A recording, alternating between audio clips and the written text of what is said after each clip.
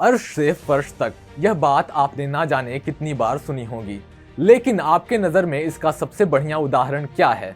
अगर तुरंत दिमाग में नहीं आ रहा है तो हम बता दे रहे हैं, कांग्रेस। जी हाँ, कांग्रेस। कांग्रेस से बढ़िया उदाहरण इस समय पूरे देश में कोई नहीं है। एक समय में भारतीय राजनीति का पर्यायवाची रह चुकी कांग्रेस आज इस स्थिति में आ गई है कि उसे प्रासंगिक बने रहने के लिए अपने नेताओं से वादा करवाना पड़ रहा है। हम तो डूबेंगे सनम, साथ सभी को ले डूबेंगे।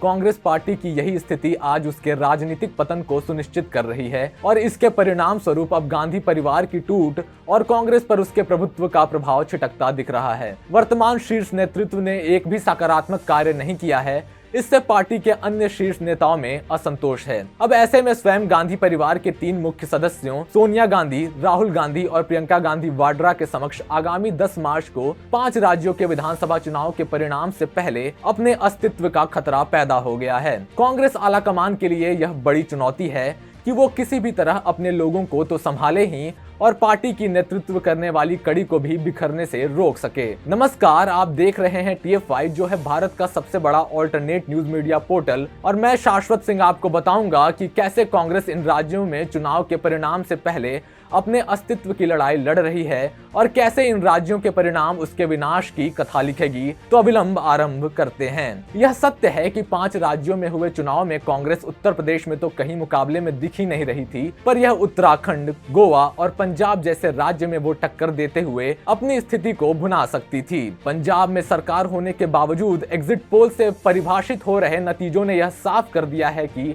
कैसे कांग्रेस अपनी रही बची साख भी खोती दिख रही है। गोवा में भी स्थिति त्रिशंकु विधानसभा नतीजों की भांति बनती दिख रही थी, पर कांग्रेस की स्थिति व्यक्तिगत रूप से लचर और हाशिए पर पहुंच चुकी है। ऐसे में नतीजों से पूर्व ही उसे अपने डैमेज कंट्रोल मोड को क्रियान्वित करना पड़ रहा है। आपको बता दें, हताश और आत्मविश्वास से विमुख हो चुकी कांग्रेस ने इस बार अपने चयनित उम्मीदवारों से एफिडेविट साइन कराए हैं, जिसका मूल मंत्र था कि चुनाव जीतने के उपरांत उनमें से कोई भी कांग्रेसी विधायक पाला नहीं बदलेगा, अर्थात दल बदल नहीं करेगा। जब भरोसे की नींव शंकाओं से भरी हो तो आगामी भविष्य की सुंदर परिकल्पना कैसे की जा सकती है। इतने साम दाम दंड भेद वाली योजना के बाद भी कांग्रेस के भीतर आपसी मनमुटाव और टूट की शंकाओं ने आला कमान की सांस रोक दी है और रही बची कसर एग्जिट पोल ने पूरी कर दी है। निश्चित रूप से कांग्रेस को यह तो स्पष्ट दिख रहा है कि वो न पंजाब में अपनी सरकार बचा पा रही है और न ही अन्य राज्यों में सरकार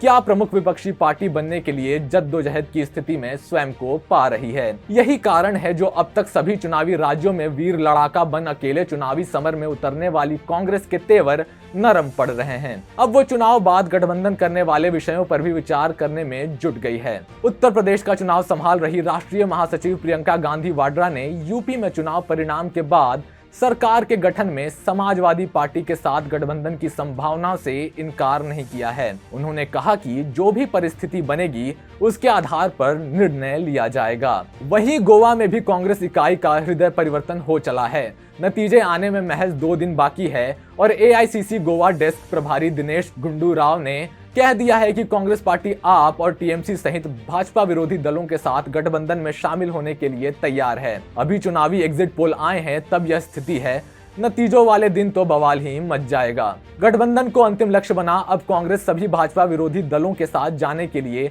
अपने कपाट खोल रही है, क्योंकि सत्ता आनी चाहिए, भले ही स्वाभिमान घट जाए। पार्टी की अपने उम्मीदवारों और उम्मीदवारों की अपनी पार्टी के प्रति विश्वसनीयता इतनी कम है कि नतीजे आने से पहले ही कांग्रेस आला कमान अपने जीतने वाले विधायकों के बोरिया बिस्तर पैक करा उन्हें कांग्रेस शासित राज्य में शिफ्ट करने की तैयारी में जुट गया है। इस बार यह जिम्मा राजस्थान के मुख्यमंत्री अशोक गहलोत को दिया गया है, क्योंकि विधायक जोड़ तोड़ के मामले में कांग्रेस का इतिहास बेहद गंदा रहा है। ऐसे में वो अपने सभी जिताऊ नेताओं को एक एक कर सेफ हाउस में पहुंचाकर अपने किले की घेरेबंदी करने में जुट गए हैं। कोई भी विधायक टूट कर जाने का मतलब कांग्रेस के गिने चुने नंबरों में भी सेंध लगना, जिससे इस बार कांग्रेस परहेज कर रही है।